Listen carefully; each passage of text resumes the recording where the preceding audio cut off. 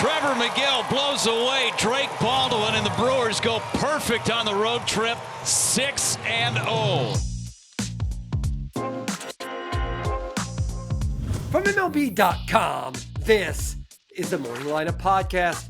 I'm your host, Will Leach. Today's Friday, August 8th, and we had only 4 games on Thursday night, so I thought today, while I have you, we might focus, with the trade deadline behind us and the dog days of August ahead of us, on looking at each of these 6 division races. Which ones are already wrapped up, which ones are tight and scary. Let's take stock of where we're standing today, while of course still wrapping up everything that happened in baseball on Thursday. That's a lot to do, and I only have 10 minutes. So why am I still talking?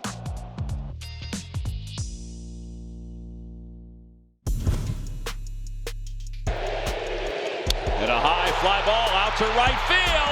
Does he have it again? He does! Grand slam, Kyle Schwarber! Let's start with the National League and with the NL East. Now, this was supposed to be the big 3-team race, but the Braves ruined that by falling on their face this year. So, with all due respect to those plucky Marlins, it's once again all down to the Phillies and the Mets.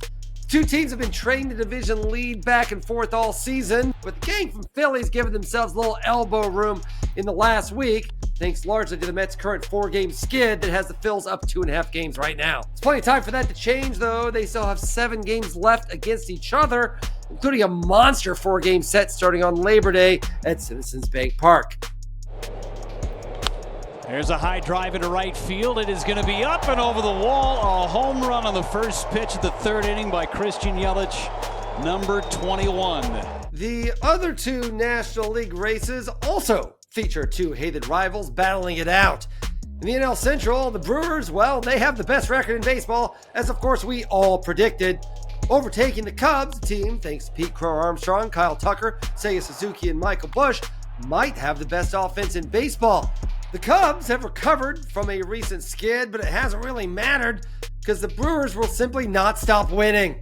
Their current 6-game win streak has them 4 games up. In the NL West, the Padres loaded up for bear at the deadline and yet another attempt to take down the Dodgers juggernaut. And it may be working. They're currently only 2 games back. Swing and a deep drive, right center field, headed back to the fence. That ball is out of here. Guerrero reaches for 99 elevated and hits out his 18th homer of this season.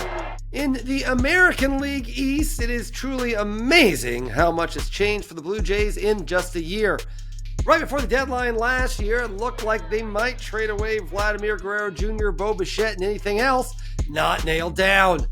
Now, they're in first place with a rabid fan base starting to wonder if maybe this is the year they have been waiting for. But as always, everyone's amped up in this division. The Red Sox have been the hottest team in baseball for more than a month now, and one of the teams they've left in their wake in the division standings are the Yankees, whose deadline acquisitions so far have done more harm than good. The Red Sox are currently 4 back, and the Yanks are 6.5 back, and honestly, though, would you even be that surprised if the Rays had one more run in them?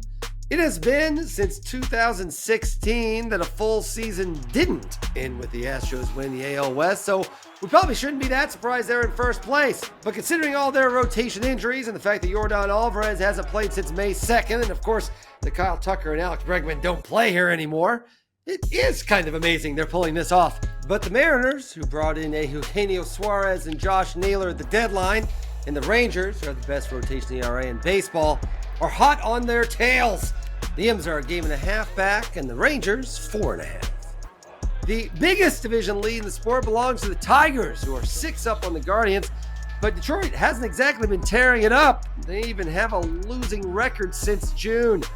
Still, sure looks like we're going to see Detroit again this October. So if the season ended today, the playoff matchups would be: in the NL, the Brewers and Dodgers would get first-round byes, and the Mets would play at the Phillies. Yikes! And the Padres would play at the Cubs. In the AL, the Blue Jays and the Tigers would get the byes. The Yankees would play at the Astros, and the Mariners would play at Fenway Park against the Red Sox, because that's where they play. Fortunately, the season does not end today. I promise if it did, I would have already said so at the beginning of this show. Point is, it's getting awfully sweaty around these parts. After the break, we'll run down Thursday's 4 games, including Paul Skeens on the hump, or the mound, or whatever your preferred nomenclature.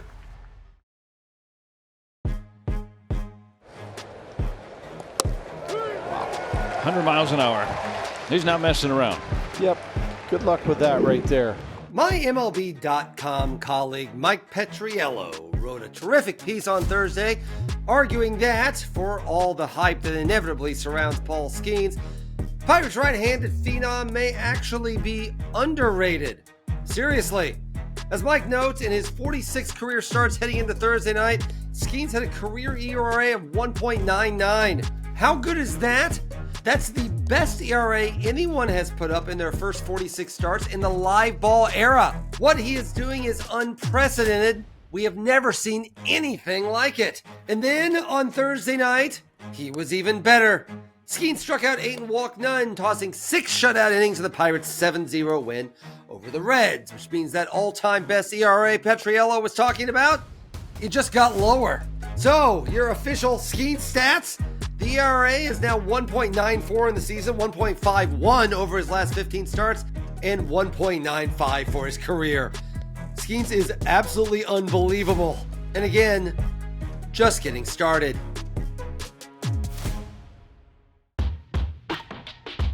There were 3 games on Thursday that didn't involve Paul Skeens. Let's find out how they all went with the whip around. Hey, Drake. Drake Baldwin went 3 for 5 with 2 homers as the Braves overcame a 6-2 deficit to beat the Marlins 8-6. Also, Chris Sale threw his first BP session since going on the IL in June. Could be making a rehab start soon. Walk-off alert! Through the right side, base hit. Gino's on his way home. The throw to the plate. Safe, and the Mariners win. That was Dominic Canzone signaling home Eugenio Suarez to give the Mariners 4-3 win over the White Sox in a series sweep. There was some bad news though. Josh Naylor left in the 4th inning with right shoulder discomfort. The M's say he's day to day, but hey, aren't we all right? 2 rookies shined on like crazy diamonds for the A's on Thursday, and neither of them was Nick Kurtz, who went 0 for 3. I guess he should just retire. Jacob Lopez struck out 10 and 7 2/3 scoreless innings, and Colby Thomas launched his first career homer as the A's trounced the Nationals 6-0. Nats' James Wood went 0 for 4 in that game. He's now 6 for 50 with no extra base hits in his last 13 games.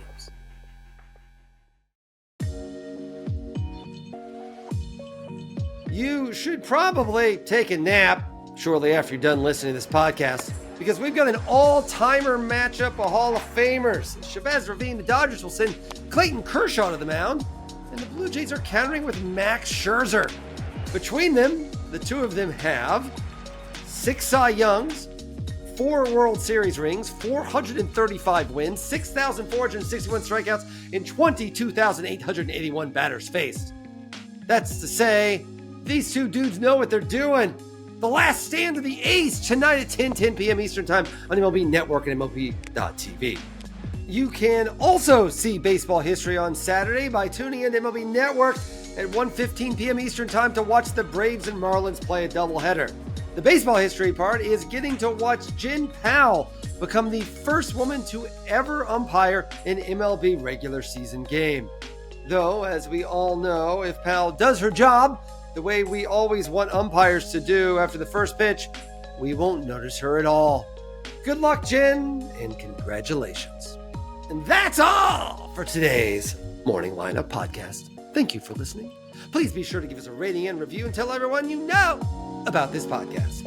I, Will Leach, will be back with you on Monday morning, sitting right where I am this very second, atop a throne of lies.